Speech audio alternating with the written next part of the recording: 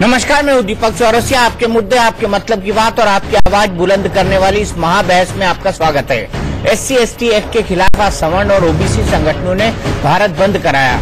MP में पहले से सवर्णों के गुस्से की आग धधकी हुई थी। आज बंद के दौरान बिहार, यूपी, महाराष्ट्र और राजस्थान में भी रास्ता जाम, पथराव और आगजनी की घटनाएं हुई। SC/ST एक्ट में अभी भी वो प्रावधान है जो पहले थे। फिर चुनाव के एन पहले SC/ST एक्ट को लेकर आंदोलन क्यों?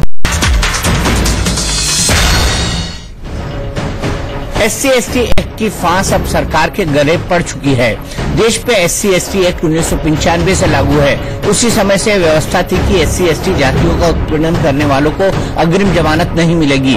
इसी साल सुप्रीम कोर्ट ने आदेश दिया था कि SC/ST एक्ट के मुकदमों में भी अग्रिम जमानत दी जा सकती है। अनुसूचित जातियों के आक्रोश और राजनीतिक दबाव के बाद सरकार ने सुप्रीम कोर्ट का फैसला पलटा और अब सवर्ण और OBC संगठनों ने SC/ST एक्ट के खिलाफ सरकार की नींद हराम कर दी है। आज SC/ST एक्ट के विरोध करने वाले सवर्ण और OBC जातियों के संगठनों ने भारत बंद का बुलाया था। इस बंद का मध्य प्रदेश, बिहार, यूपी और राजस्थान में बड़ा असर देखने को मिला। महाराष्ट्र में भी SC/ST एक्ट के विरोध में बंद का मिला जुला असर दिखा। महाराष्ट्र में मराठा आंदोलन पहले से ही SC/ST एक्ट का विरोध कर रहा है। MP, यूपी और बिहार के संवेदनशील जिलों में धारा 144 लगाई जा चुकी थी, लेकिन आंदोलनकारियों पर उसका कोई असर नहीं हुआ। सवर्ण संगठनों के भारत बंद के दौरान MP, बिहार, यूपी में हिंसा, तोड़फोड़ और आगजनी की घटनाएं भी हुई। ये तीनों राज्य जातियों के टकराव के लिए जाने जाते हैं। चुनाव से पहले सवर्णों के साथ साथ OBC जातियों की नाराजगी सरकार के लिए मुसीबत से कम नहीं है।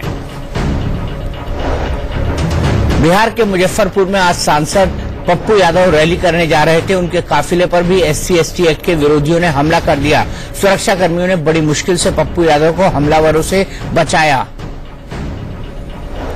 मेरा रिक्वेस्ट है कि पद यात्रा है, मुझको जाने 2 मिनट लगेगा, कोई गाड़ी नहीं है। मेरा हाथ जोड़ता हूँ, पद यात्रा है यार, मैं क्या कह सकता हूँ। भैया देखिए, हाथ जोड़ने की बात है, अच्छा लग रहा है। लोगों से रिक्वेस्ट किया तो खोल ही दिया ना। रिक्वेस्ट है, देखिए आज के दिन अगर बंदी है तो बंदी के दिन सर और लोगों ने नहीं मदद किया क्या? ये 1.5 महीना से प्रोग्राम है, आज 2 दिन पहले हुआ है। SC/ST एक्ट के खिलाफ आंदोलन का केंद्र मध्य प्रदेश रहा।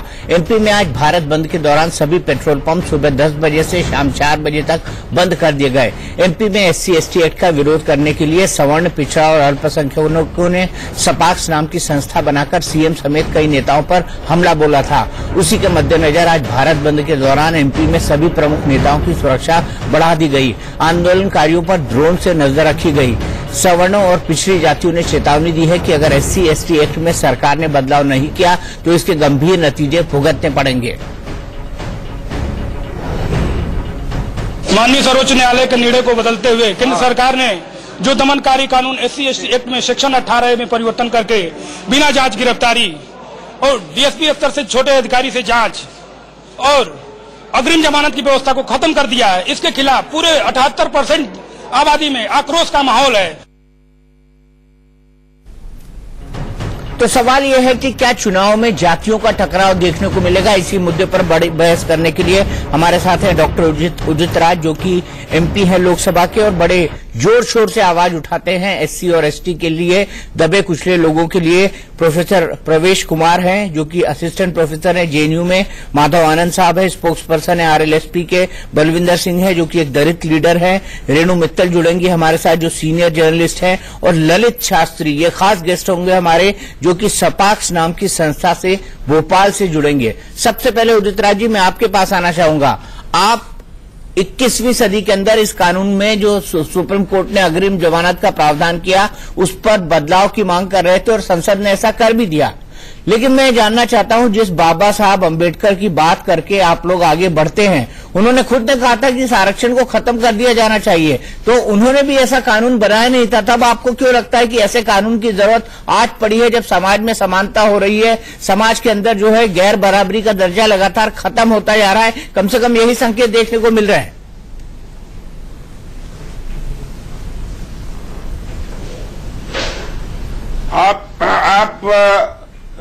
मेरा ख्याल है कि तथ्य पूरे आपको जानकारी नहीं है। और आरक्षण आप बता दीजिए, मुझे जानकारी नहीं है। 1995 से कानून बना था। जरा उसकी कोई समय मियाद नहीं है। हाँ, तो मैं बता तो रहा हूं, सुन तो लो। अरे सुन तो लो, तभी तो बताऊंगा मैं। राजनीति में जरूर है कि 10 वर्ष पर बढ़ाया जाता है और सरकारी नौकरियों के आरक्षण की कोई मियाद नहीं है। और जो आपने 21वीं सदी की बात करी है, तो जब हमारे कोई रक्षा के लिए और हमारे फायदे की बात आती है तो 21वीं सदी की दुहाई दी जाती है। जब घोड़े पर नहीं चढ़ने दिया जाता है दलित को, मुंह छलकने से मार दिया जाता है, जूते के नाल आप आइसोलेटेड केसेस की बात कर रहे हैं दलितों के। डॉक्टर उदित राज जी, आप आइसोलेटेड केसेस की बात कर रहे हैं। तब आप क्यों नहीं 21वीं की बात कर रहे हैं? तब मैं कह रहा हूं आप आइसोलेटेड केसेस की बात कर रहे हैं। शताब्दी हो चाहे 22वीं शताब्दी चाहे 23वीं, जब तक भारत समाज के अंदर जातिवाद है, जब तक भारत समाज के अंदर जातिवाद है, इस देश का विकास करना बड़ा मुश्किल है। और एक बात है, दूसरी बात है कि पिछड़े इसमें शामिल हैं। मेरा खुद की जानकारी है कि पिछड़ा वर्ग नहीं शामिल है इस बार। पिछड़े वर्ग को अब बेवकूफ नहीं बनाया जा सकता। दलित पिछड़े सब एक हैं और ये चाहे आप जांच पड़ताल कर सकते हैं। ये बिल्कुल अफवाह है कि पिछड़े भी इसके साथ में हैं, पिछड़े दलितों के साथ में हैं। ये मैं आपको बता देना चाहता हूं। अभी सपाक्स के लीडर आएंगे, आपको मालूम पड़ जाएगा। लेकिन माधव आनंद जी, मुझे ये बताइए कि जब तक जातियों के लिए विशेष कानून होंगे तब तक समाज में बराबरी कहां से आएगी? बराबरी तो आपने गैर बराबरी तो वहीं पैदा कर दी ना, जब एक्स जाति को आपने बड़ा मान लिया, वाई जाति के लिए आप फलाना कानून ले आए, जेड जाति के लिए आपने आरक्षण की मांग कर दी। देखिए, जहां तक आपको यह नहीं समझ आता, जहां तक जात के नाम पर, जात के नाम पर। उदित राज जी, आपका मौका खत्म हो गया है। दूसरे पैनलिस्ट भी है यहाँ पर। उदित राज जी, आपका मौका जब आएगा तब आप बोलिएगा। माधव आनंद जी से सवाल है। जहां तक SC/ST एट्रोसिटी एक्ट में जो संशोधन सुप्रीम कोर्ट ने किया था, उससे जो SC/ST समुदाय के उन लोगों में ऐसा लगा कि their pride has been hijacked है। और ये बहुत बड़ा प्राइड है उन लोगों को, उनकी बात बता रहा हूं। नहीं, ये प्राइड है। मैं उनकी बात बता रहा हूं। SC/ST का विरोध है, टायरों को जलाना, गाड़ियों को जलाना, ये बात आगजनी करना, उपद्रव करना, इस बात ये ठीक है। देखिए सर, इस बात में आपको मानना पड़ेगा कि आज भी आप किसी भी यूपी, बिहार और किसी अन्य स्टेट में आप चले जाइए, किसी भी गांव में आप जाइए, आपको पता चल जाएगा कि ये दलित का टोला है या ब्राह्मणों का टोला है या जैसे उच्च वर्ग का टोला है। तो कहीं ना कहीं अभी भी जिस रूप में विकास की जो पहुंचना चाहिए था दलितों के बीच और पिछड़े लोगों के बीच, वो नहीं पहुंच पाया है। और जहां तक ये जो सेंट्रल गवर्नमेंट, जो केंद्र सरकार ने क्या किया, यथास्थिति को बनाया। केंद्र सरकार ने कोई संशोधन नहीं किया, सुप्रीम कोर्ट ने संशोधन लाया और केंद्र सरकार ने यथास्थिति बरकरार रखा। जहां तक अगड़ी जाति के लोग हैं, अगड़ी जाति के लोग समझदार हैं। हाँ, जहां उनको उनकी भी सुरक्षा होनी चाहिए। समझदार है। SC/ST कानून का दुरुपयोग न हो, ये सरकार की रिस्पॉन्सिबिलिटी है। 2016 तक 8,900 ऐसे केसेस थे जिसमें SC/ST एक्ट का दुरुपयोग हुआ है। ये सरकार ने संसद के अंदर माना है। दीपक जी, ऐसा कौन सा कानून इंडिया में है जिसका दुरुपयोग नहीं हो रहा है? मैं अगेन बोल रहा हूं, बड़ी जिम्मेदारी के साथ बोल रहा हूं कि SC/ST एक्ट का दुरुपयोग नहीं होना चाहिए और दुरुपयोग न हो, इसकी रिस्पॉन्सिबिलिटी केंद्र सरकार की और स्टेट सरकार की है। और SC/ST एक्ट आज से थोड़ी चला रहा है। ये तो सेम यथास्थिति बनी हुई है। सुप्रीम क्या माननीय मोदी जी और केंद्र सरकार ने कोई चेंजेस नहीं किया, यथास्थिति को बनाए रखा है। इसमें हाई तवा मचाने की जरूरत नहीं है। जहां तक आरक्षण की बात है, मैं कहता हूं कि आरक्षण देखिए कि केंद्र की नौकरियों में आरक्षण है, कितने प्रतिशत, कितने इंप्लॉयमेंट आज के डेट में है सरकारी क्षेत्र में?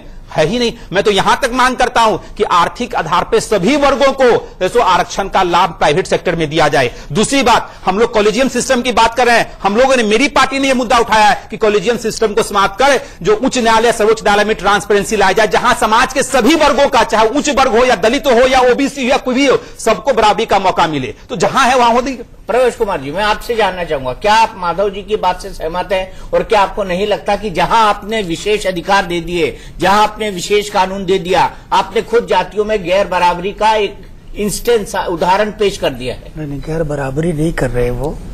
बेसिकली ये जो कानून आते हैं वो इसलिए आते हैं क्योंकि व्यक्ति व्यवहार में उन चीजों को नहीं करता।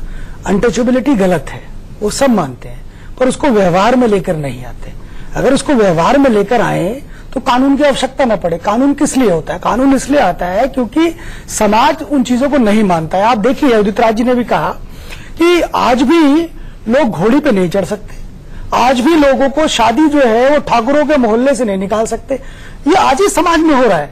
इसीलिए सेंट्रल गवर्नमेंट ने ये पूरी बहस को जो देखते हुए, मुद्दों को देखते हुए सोचा क्यों ना कानून को और मजबूत किया जाए।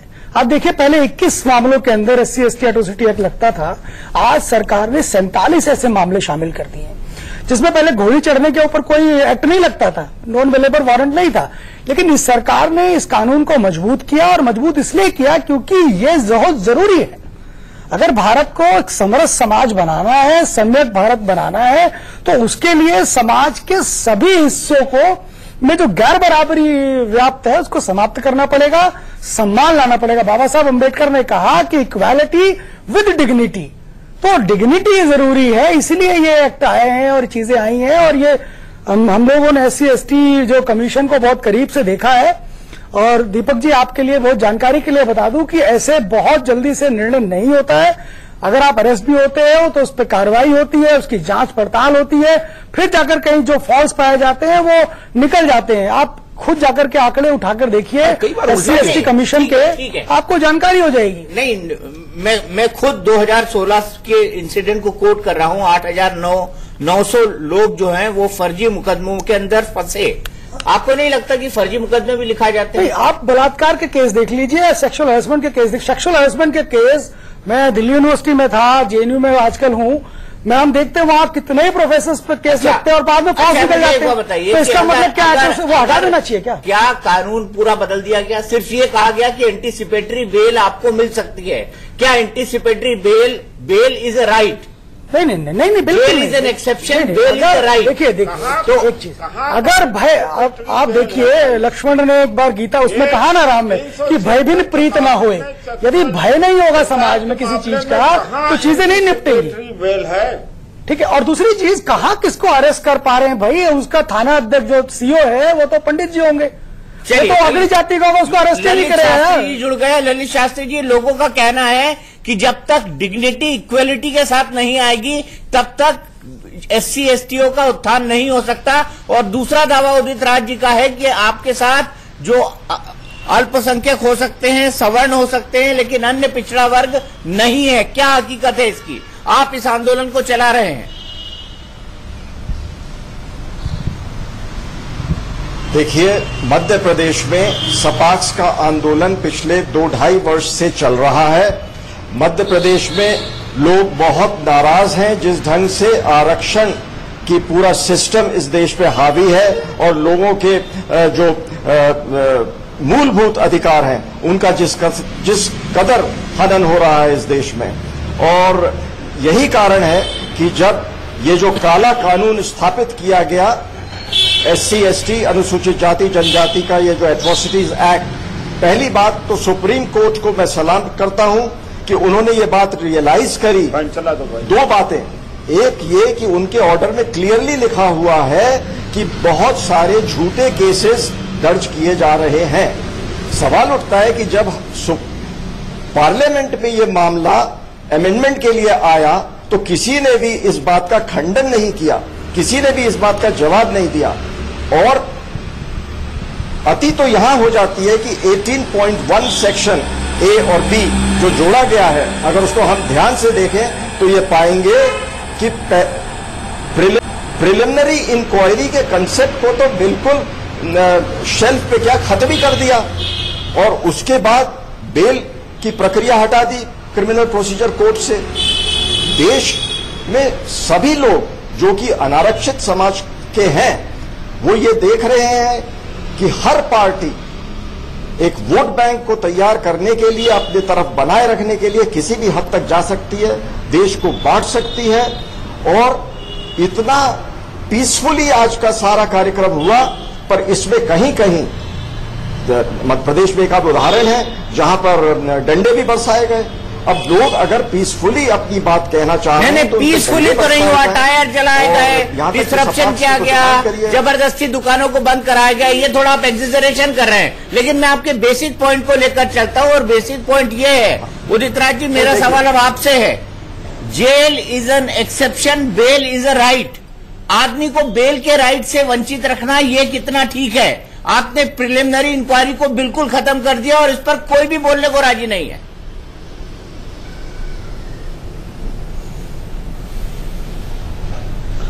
देखिए ऐसा है दीपक जी, और बहुत सारे कानून हैं, जैसे कि आप हो या मैं हूं, और तमाम लोग ऐसे हैं आज, अपरिचित महिला से अकेले कोई कमरे में मिलना नहीं चाहता, डरे रहते हैं। अपरिचित महिला बाहर से निकल करके चिल्लाने लगेगी, तुरंत गिरफ्तारी हो जाएगी, कोई उसका गवाह की जरूरत नहीं है, उसका अपना बयान पर्याप्त है।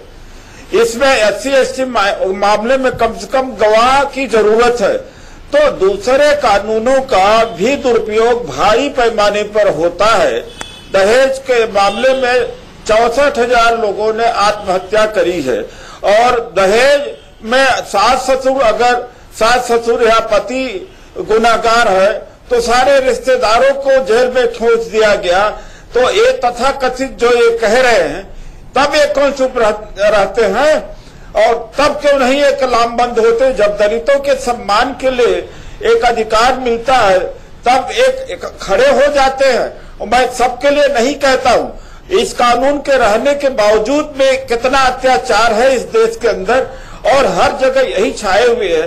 न्यायपालिका में लगभग 90% अपर कास्ट के लोग हैं। सेक्रेटरी भारत सरकार में लगभग 100%, लगभग 100% यही लोग हैं। सारे जितने सीनियर सांसद कितने ये बताइए ना, सांसदों ने क्यों कानून नहीं बनाया इस पर? सारे अगर आप इस पर ऑब्जेक्शन कर रहे हैं तो आप भी खुद सांसद हैं। जाएंगे भाई, और मुझे बताइए ना, अगर आप लोग सांसद कितने SC/ST के पूरी लोकसभा के अंदर और राज्यसभा के अंदर, मुझे ये बता दीजिए। अगर ये लोग आवाज नहीं उठाएंगे ऐसे लोगों के लिए तो ऐसा होगा। और मैं आपसे ये कहना चाहता हूँ कि जो डावरी एक्ट था, डावरी एक्ट पर सुप्रीम कोर्ट के ऑब्जर्वेशन के हिसाब से कानून नहीं बदला गया था, कानून नहीं बदला गया था। जहां पर SC/ST ने आंदोलन किया तुरंत कानून बदल दिया संसद ने। लेकिन डावरी एक्ट पर जो सरकार के ऑब्जर्वेशन, सरकार को जो सुप्रीम कोर्ट ने कहा, वो आज तक अमल होता है। आपको ये बात पता होनी चाहिए। आप आम की तुलना अनार से कर रहे हैं। मुझे नहीं, आपको पता होना चाहिए, मुझे एक मौका आपको पता होना चाहिए कि अब सुप्रीम कोर्ट कानून भी बनाने लगा है, और संसद से ज्यादा सुप्रीम कोर्ट कानून बना रहा है। देखिए, इन्होंने बहुत सारे नए कानून भी हैं। मैं उदित जी के एक बात को कमेंट करना चाहूंगा जी। 1 मिनट, ललित जी आपके पास आ रहा हूँ, ललित जी आ रहा हूँ आपके पास। उदित राज जी को कंप्लीट करने दीजिए, उदित राज जी को कंप्लीट करने दीजिए। ललित जी मैं आपके पास आ रहा हूँ, बताइए उदित राज जी। जी बोलिए। तो सुप्रीम कोर्ट कानून भी बना रहा है। सुप्रीम कोर्ट किसी धारा को, किसी कानून को चाहे आधा मार सकता है और पूरा खत्म कर सकता है, सशक्त बना सकता है। ये सुप्रीम कोर्ट का अपना नजरिया है देखने का। और जब तक SC/ST का, OBC का reservation supreme court, high court में नहीं होता, तब तक इन वर्गों के लिए न्याय मिलने वाला नहीं है। यही सुप्रीम कोर्ट क्यों नहीं संज्ञान लेता? आप दूसरी बहस पे चले गए, अब आप दूसरी बहस पे चले गए, हम उस बहस पर है ही नहीं। ललित शास्त्री जी कुछ जोड़ना चाहते हैं। ललित जी बताइए, आप उदित राज जी को क्या जवाब देना चाहेंगे? नहीं, उदित राज जी ने बहुत ही गैर जिम्मेदाराना ढंग से ये कहा कि देखिए साहब, थाने में कौन लोग होते हैं, किस जात के लोग होते हैं। ये 70 साल बाद कॉन्स्टिट्यूशन के स्थापित हो जाने के बाद ये इस तरह से जात पात की तरफ इंगित करके बातें करें, ये शोभा नहीं देता। मैं तो ये कहना चाहूंगा कि इस देश में एक लॉ होना चाहिए। हमारे पास भारतीय दंड संहिता है, उसमें हर क्राइम आ जाता है। अब ऐसे क्राइम भी जिनमें 10 साल से ऊपर की सजा होती है, उसमें समाज बदल गया है। अब हो गया कि 10 साल से कम का क्राइम है, उसमें भी बेल नहीं होगी। यानी बस जेल भेजो और बेल ना दो, ये तो सरासर गलत है। और दूसरी बात, इन्होंने अभी ये कहा कि सुप्रीम कोर्ट का अपना नजरिया है। अरे सुप्रीम कोर्ट की एक कॉन्स्टिट्यूशनल पोजीशन है, वो कॉन्स्टिट्यूशन को इंटरप्रेट करता है। और जब देखता है कि फंडामेंटल राइट, जो मौलिक अधिकार है बराबरी के, अब उसका हनन हो रहा है, तो वो उसका नजरिया नहीं है, वो उसमें फैसला लेता है और उसकी रिस्पेक्ट की जानी चाहिए। और आंख मूंद के एक दिन में अमेंडमेंट पास कर दिया, बायस नजरिया है। ज्यादातर जजेस सुप्रीम कोर्ट में बायस हैं। हर पार्टी इस समय दलित वोट बैंक बनाने में लगी हुई है। सुप्रीम कोर्ट हाई कोर्ट की दुहाई देते हैं, मिडिल क्लास है, गरीब आदमी जाकर के न्याय खरीद सकता है, इतना महंगा हो चुका है। एक मिनट न्यायालय है। मैं माधव जी के पास जाऊँ उससे पहले आपसे एक सवाल पूछना चाहता हूँ। उदित राज जी, मैं आपसे एक सवाल पूछना चाहता हूँ। बात करिए, मैं जानना चाहता हूँ कि बाबा साहब ने जो संविधान बनाया था उसमें राइट टू इक्वेलिटी था कि नहीं था? राइट टू इक्वेलिटी था या नहीं था, ये बता दीजिए मुझे।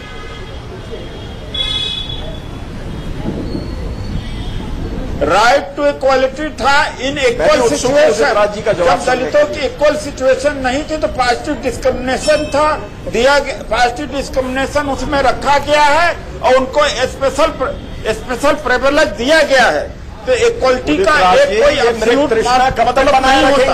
इक्वलिटी पीढ़ियों का भविष्य खा लेंगे इस प्रकार समझ रहे हैं लोग। उदित राज जी, इक्वल और अनइक्वल सिचुएशन की आप बात कर रहे हैं तो आर्थिक आधार पे जो गरीब लोग हैं उनकी इनइक्वल सिचुएशन की बात करिए। उदित राज जी, आप इस तरह से ज्ञान जिम्मेदाराना बात देती है। जब आप अनइक्वल सिचुएशन की बात कर रहे हैं तो आर्थिक आधार पे भी अनइक्वल सिचुएशन की आपको बात करनी पड़ेगी। और मध्य प्रदेश में सपा समाज इक्वल सिचुएशन क्रिएट करने की बात जब करता है तो वो इस बारे में मैं तो तैयार पड़ा हूँ से मैं तैयार हूँ इस बात के लिए विशेष सुविधा दी जानी है। जितनी जाति की संख्या है सरकारी नौकरियां उसमें बांट लें, तैयार हैं आप?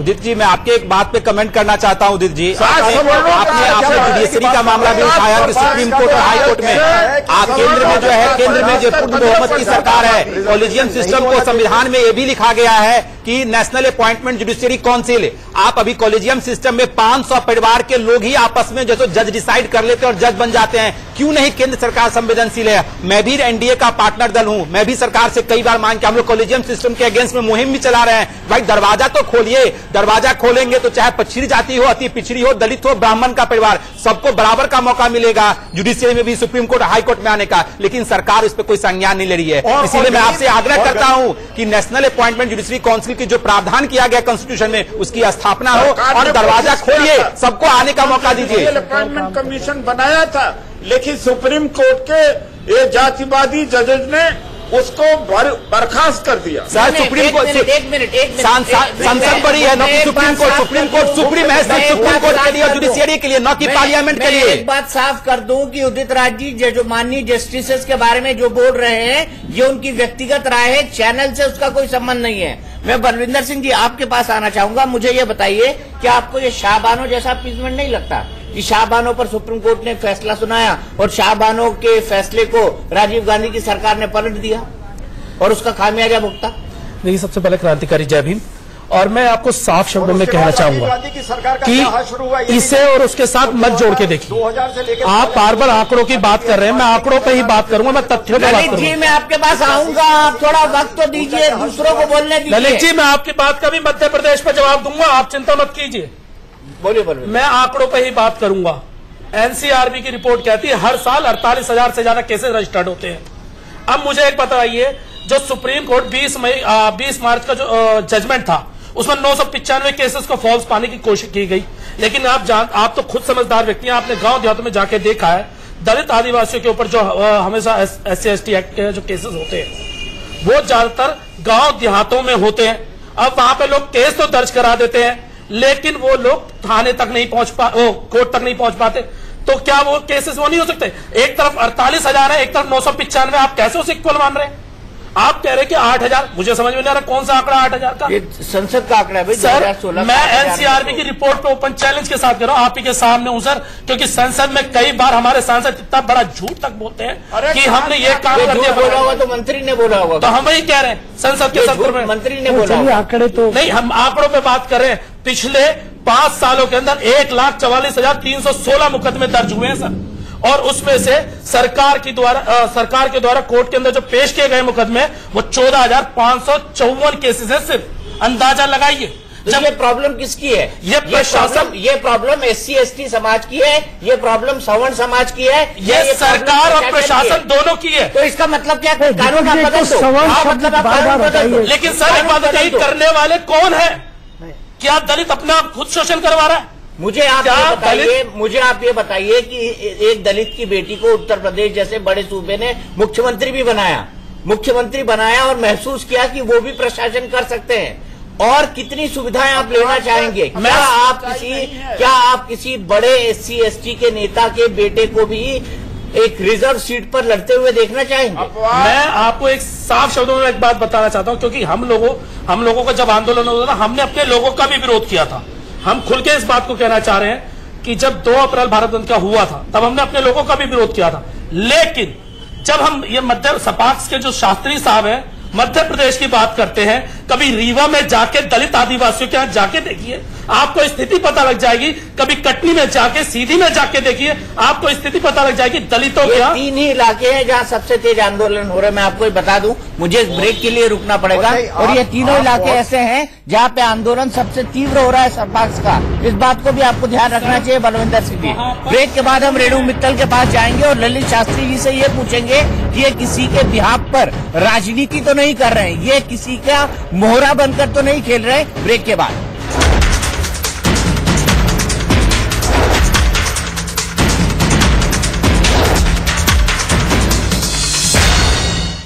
30 की उम्र के बाद मसल स्ट्रेंथ बनाए रखना। SC एट्रोसिटीज एक्ट में संसद ने जो बदलाव किए हैं उस पर कितना जायज है, कितना नाजायज है? ललित जी, मैं सबसे पहले आपसे जानना चाहूंगा कि कहीं आप किसी पॉलिटिकल पार्टी का मोहरा तो नहीं बन गए? मध्य प्रदेश में मोहरा बन के काम कर रहे हैं और कहीं ना कहीं वोटों के समीकरण को, वोटों के ध्रुवीकरण को जोड़ते देखा जा रहा है आपके इस मूव को।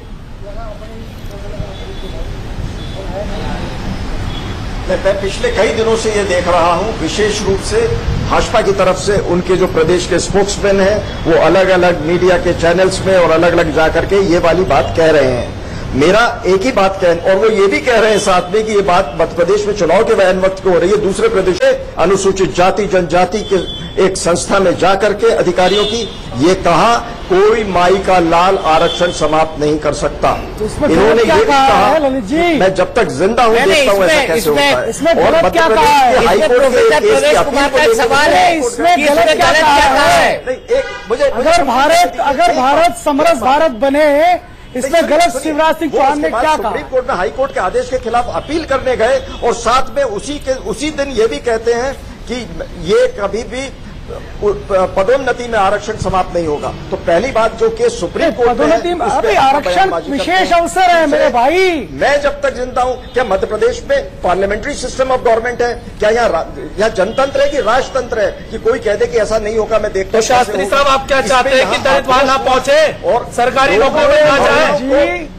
ललित जी, भारत को जो आपने मूर्ख बनाया इतने वर्षों तक, सुनिए, चाहता हूं ये देश गुलाम बना, ये देश गुलाम बना तो ललित शास्त्री जैसे लोगों के कारण से बना। का युक्ति शिवाजी अगर मारे गए, उनके पुत्र मारे गए, तो ललित शास्त्री जैसे लोगों के कारण से मारे गए। परत में रहने वाले दलितों, भारत को एक बनाना है, भारत को एक बनाना है, समरस बनाना है, उसको समतामूलक समाज बनाने के रास्ते में जा रहा है, तो उसको आप रोकना चाह रहे हैं। यानी कैसे समतामूलक हुआ, मुझे ये तो समझाइए। प्रोफेसर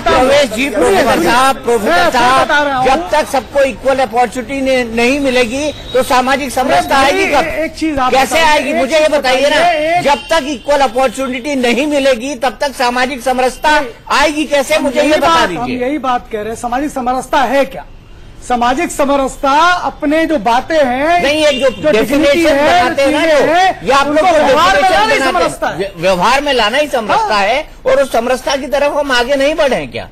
अरे भाई, सरकार कर रही है ना काम, तो विरोध क्यों कर रहे हैं लोग? इनको तो देश के साथ आगे बढ़ना चाहिए। उनको कहना चाहिए कि नरेंद्र भाई मोदी ने एक सम्यक भारत बनाने की दिशा में एक बहुत बड़ा काम किया है, उनको साथ देना चाहिए। ये विरोध कर रहे हैं। आप सोचिए कि एक छोटी सी आबादी इस देश के अंदर जिस आबादी को रिप्रेजेंट करते होंगे शास्त्री जी, वो 0.2% है, और 0.2% आबादी का हिस्सेदारी कितनी है? लगभग 92% इनके अधिकारी हैं सिस्टम के अंदर, और फिर भी आपको आरक्षण चाहिए, फिर भी आपको व्यवस्था चाहिए। सारे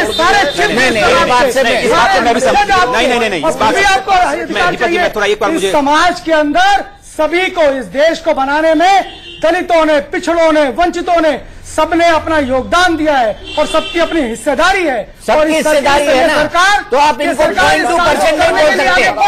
तो प्रवेश कुमार जी आप 0.2% इनको नहीं बोल सकते। ये 75% है, ये 75% है, ये 75%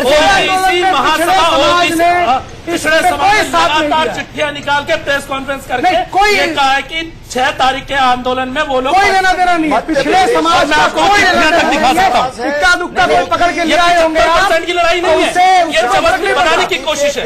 ये कम से कम सपास जो है वो अन्य पिछड़ा वर्ग, सवर्ण और अल्पसंख्यक तीनों को मान के चलता है, तीनों को मान के चलता है। दिखाएंगे आप कौन सा नेतृत्व उभरा है? मैं ओबीसी महासभा के अलग अलग संगठन है, देश के जाने माने क्षेत्रों में उनके लेटर हेड पे दिखा दूंगा मैं आपको। अगर एक तो सवर्ण नहीं है, एक चीज समझ लीजिए बलविंदर जी, एक बात, ये सवर्ण नहीं है, इनके 4 हाथ नहीं है और 2 मुंह नहीं है, ये इंसान है, ये इंसान है। आप इस डिबेट को शुरू करिए आरक्षित वर्ग और गैर आरक्षित होगा। इन्होंने आरक्षित वर्ग को रिप्रेजेंट करते हैं। ये गलत है कि आपके 4 हाथ हो, आपके 2 मुंह हो, ये गलत है। आप प्रोफेसर हैं, आप शिक्षा प्रदान करते हैं, आप इस तरह के शब्दों का इस्तेमाल नहीं करते। आपको शोभा नहीं देती है, आप प्रोफेसर हैं, इस तरह की भाषा उचित नहीं है कि 4 हाथ। अगर आप अलग हैं तो आपको कुछ अलग होना चाहिए ना। देखिए कबीर ने कहा ना, जो तो ब्राह्मण ब्राह्मणी जाया आन बाट का है नहीं आया, कहीं और से आते ना निकल करके। क्यों आप जो उसी प्रवेश जी मैं आपके बात का जवाब देता हूँ, कोई सवाल नहीं है। ललित जी मैं 1 मिनट आपके पास आ रहा हूँ, रेणु जी के पास जाऊंगा। और सिर्फ 2 वर्ग है, एक आरक्षित वर्ग है, एक गैर नहीं। आप पॉलिटिसाइज मत कीजिए इसको। जब से भारत स्वतंत्र हुआ है तब से आरक्षण की पद्धति चली आ रही है। यहाँ मूलभूत कारण देखना होगा कि अभी भी जो विकास का जो है पहुंचना चाहिए दलितों के बीच क्यों नहीं पहुंचा है।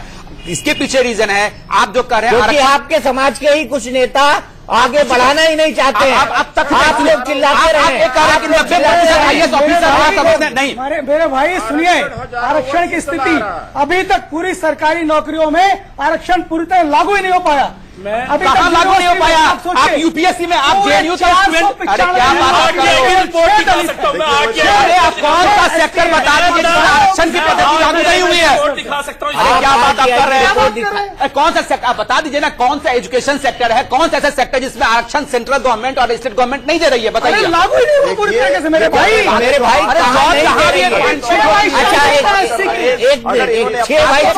एक उदाहरण आप वाइस चांसलर बता रहा हूँ, कितने वाइस चांसलर है ओबीसी के, कितने वाइस चांसलर उन्होंने अपना आज अगर सरकार करना चाहिए, सरकार ने 3 वाइस चांसलर 21 RTI की रिपोर्ट है। और अगर आप स्क्रीन को टैप करें तो आपको रिपोर्ट में मिल जाएगी कितना % है और कितना नहीं। सच्चाई मिल जाएगी। 10 रुपए की RTI डलती है, एक बार डालने पता लग जाएगा। समस्या हो रही है अभी 3 वाइस चांसलर झुलस रहा है। आप 10 रुपए की RTI की बात कर रहे हैं सर, क्यों नहीं झुलस रहा है? और 10 रुपए की RTI झुलसाया जा रहा है, ये बात मैं यही बात कह रहा हूँ। देश को उस वक्त झूठ से क्यों झुलसाया गया जब SC ST के नाम पर बंद हुआ था? उस वक्त क्यों झूठ से झुलसाया गया? नहीं, झूठ से बताया गया था उस समय भी। हमने सारी क्या आप लॉ के इस सिद्धांत को मानते हैं कि bail is an exception, bail is a right? Bail क्या राइट नहीं है किसी इंसान का? अगर मेरे पास एक कानूनी केस चलता है मेरे ऊपर, तो क्या मुझे उस पर अपने आप को डिफेंड करने का अधिकार नहीं है? सीधी गिरफ्तारी जरूरी है। देश के परिप्रेक्ष्य में भी देखना पड़ेगा, क्योंकि यहाँ पर ये जो दबंगई है सवर्ण मानसिकता के लोगों की तरफ से, जब एक बार वो बंदे के ऊपर एट्रोसिटी एक्ट लग जाता है और वो बाहर आ गया, तो पैसे और अपनी जाति की वजह से और प्रशासन शासन की ताकत के बलबूते पे बाहर से दबाव बना सकता है। आप इस बात को क्यों नहीं मानते?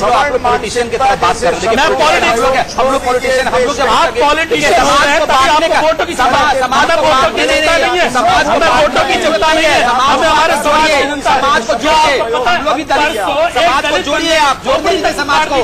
अरे ऐसा कोई भी समाज में बंटवारा हो, समाज को जोड़ने की बात कीजिए, समाज को जोड़ने की बात कीजिए। मैं आपको एक बात बताता हूँ, अलीराजपुर में खुलेआम एक लड़की का अपहरण कर लिया गया, उसके साथ बलात्कार हुआ, बाद में फेंक दिया गया, सभी लोग खड़े रहे।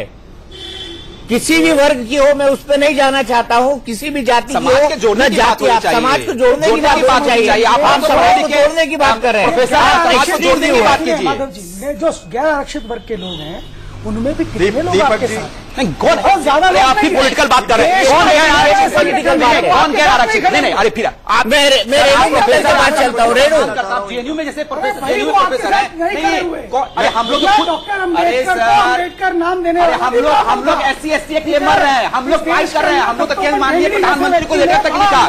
लेकिन यहाँ जो मुद्दा जो दीपक जी कह रहे हैं कि अगर SC/ST एक्ट का अगर दुरुपयोग हो रहा है तो ये सरकार की रिस्पॉन्सिबिलिटी बनती है कि इस कानून का दुरुपयोग न हो। अच्छा, मैं रेणु के पास चलता हूँ। मैं एक मिनट, प्रोफेसर साहब सिंह साहब एक मिनट, रेणु के पास चलता हूँ। रेणु, लगातार बीजेपी ये आरोप लगा रही है कि जो भी कुछ हो रहा है मध्य प्रदेश के अंदर इसको कांग्रेस करा रही है।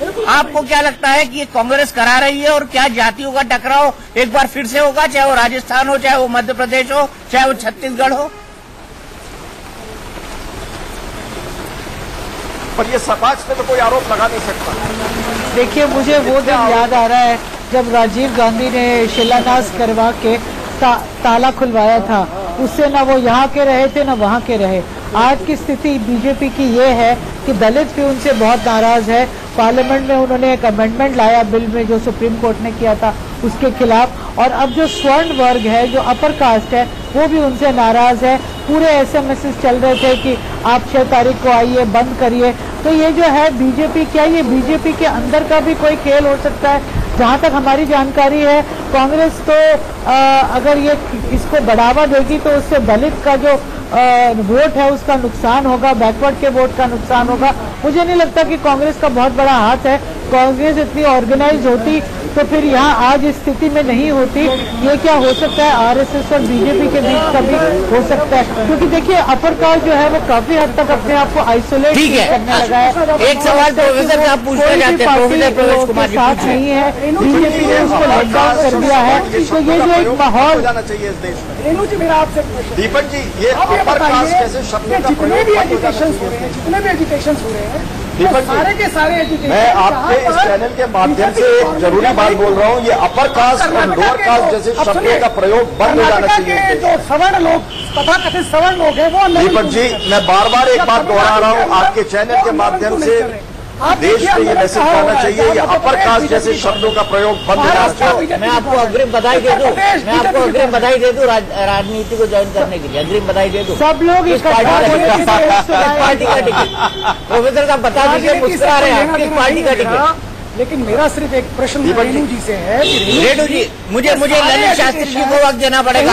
ललित शास्त्री जी, आपने इतने आर्ग्यूमेंट सुने, मुझे ये बात बताइए कि एक करके बोलेंगे। मैं तो ब्रेक के पहले रीवा और पिछड़ेपन की बात थी, उसमें बोलना चाह रहा था। बिल्कुल, पर कई बातें और आ गई इस बीच। एक बात तो ये आ गई कि इस देश में ये अपर कास्ट जैसे शब्दों का प्रयोग बंद हो जाना चाहिए। कृपा की जाए और न बांटा जाए दलित और अपर कास्ट कह के। अब आर्थिक आधार पे ही चिन्हित किए जाने चाहिए, सुविधाओं के लिए, रिजर्वेशन के लिए और किसी भी बात के लिए। अब हम मध्य प्रदेश पे आते हैं। यहां बोला गया कि रीवा बहुत पिछड़ा है।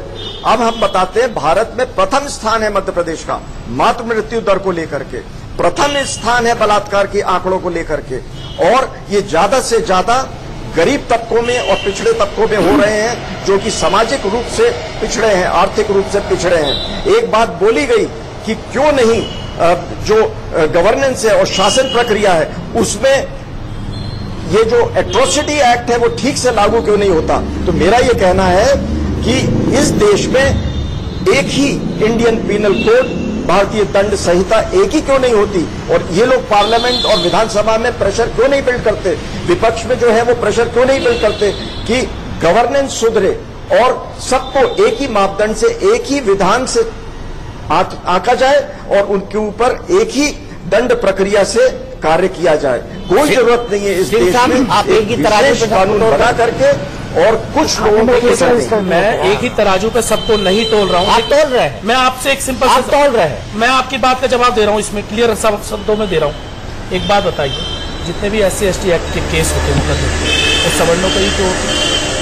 किस पे होंगे फिर? SC/ST पर होंगे, SC/ST पर होंगे, सबसे किस पर होंगे? शोषण कौन कर रहा है? शोषण कौन कर रहा है? ये सब ब्राह्मण और ठाकुर शोषण कर। सहारनपुर में किसके लड़के पकड़े गए?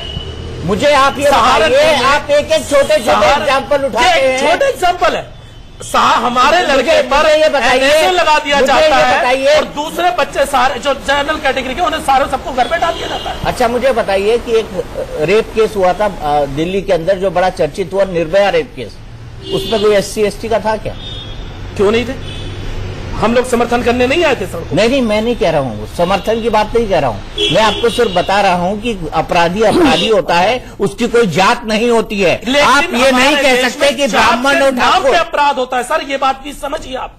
हमारे यहाँ जात के नाम पे यदि किसी को मान लीजिए, अभी मैं आपको रीवा की बात आई, इन्हीं के मनकावा विधानसभा में दलितों के जो वहां पर है, दलितों के बस्तियों में आप जाके देखेंगे, वहीं पे बताऊंगा। मैं कंक्लूड इसी बात से करूंगा, वक्त मेरे पास नहीं है। मैं कंक्लूड इस बात पर करूंगा कि विशेष कानूनों को बनाने की बजाय प्रशासन पर सुधार पर ध्यान दिया जाए।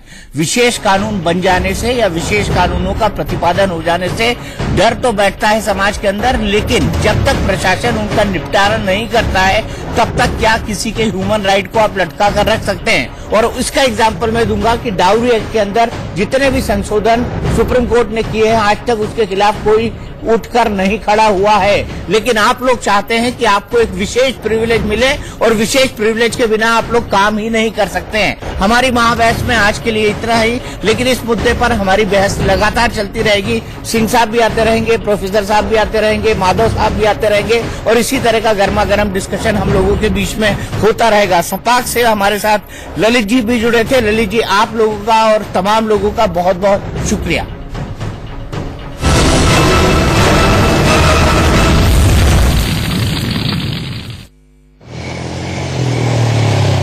ये सुजुकी एक्सेस 125 इतना पॉपुलर क्यों है? तो कम